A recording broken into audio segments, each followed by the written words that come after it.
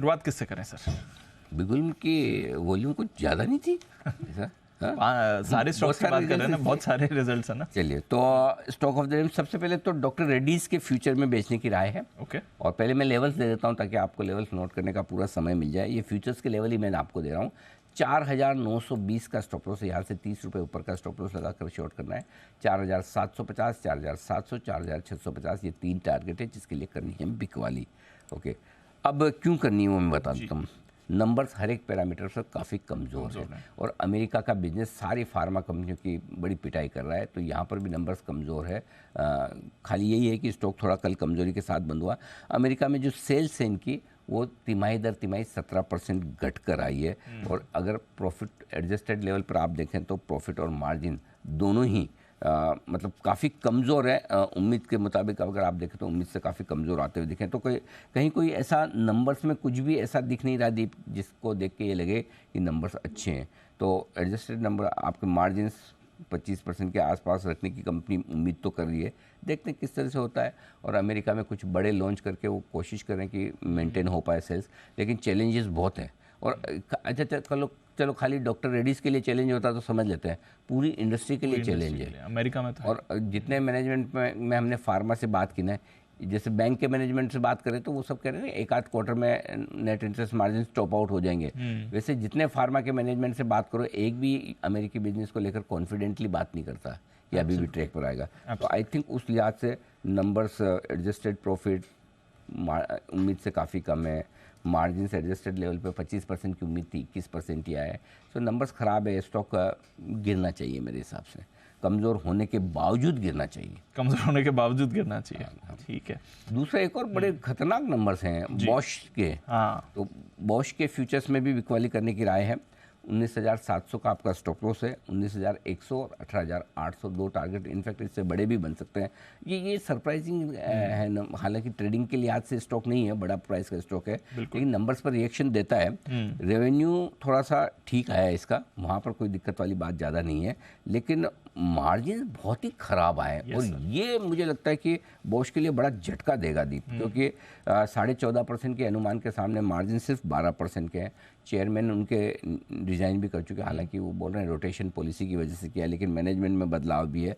सबसे बड़ी दिक्कत क्या है, जो इनका हाई मार्जिन बिजनेस है, उस लो मार्जिन बिजनेस है, उनकी ग्रोथ ज़्यादा दिख रही है रेवेन्यू में, हाई मार्जिन बिजनेस की ग्रोथ कम है। कंपटीशन को लेकर मैनेजमेंट बहुत दुखी है ना।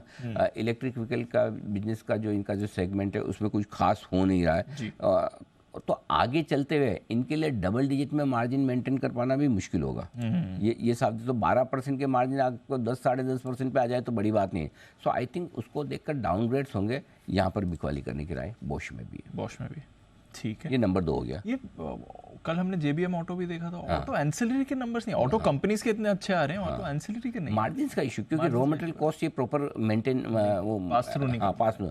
सो रेवेन्यू देखो, इसमें भी रेवेन्यू बीट है, अच्छा है, रेवेन्यू में प्रॉब्लम नहीं है। भारत फोर्ज में भी सिमिलर दिखी थी आपको, करेक्ट। रेवेन्यू में दिक्कत नहीं है, लेकिन मार्जिन्स खराब हो रहे हैं। एक और अच्छा नंबर है, 2 खराब बोल दिए मैंने आपको, ऐसा अच्छा नहीं लगेगा तो 1-2 अच्छे भी बता दूं जी। गुजरात गैस बहुत बढ़िया नंबर्स है, महानगर के बाद इसके नंबर्स बहुत बढ़िया है। 460 के स्टॉप लॉस के साथ इसके फ्यूचर्स में खरीदारी करने की राय है।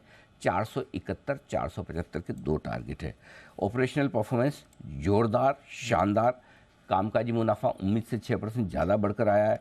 11.25% के मार्जिन की उम्मीद थी, 14.25%, बहुत बढ़िया नंबर। और सबसे बड़ी बात यह कि दीप हर एक पैमाने पर अगर आप नंबर देखेंगे तो उम्मीद से बेहतर है। तो गुजरात गैस के नंबर्स बहुत बढ़िया, तिमाही दर तिमाही वॉल्यूम 22% बढ़े हैं, बहुत अच्छे कहे जाएंगे। तो गुजरात गैस ने नंबर्स काफ़ी अच्छे पेश किए, हालांकि स्टॉक थोड़ा भागा हुआ है MGL के बाद सारे, तो थोड़ा सा वो रिस्की के भागेगा नहीं भागेगा, लेकिन मुझे लगता है अभी भी चलना चाहिए इन नंबर्स के बाद में।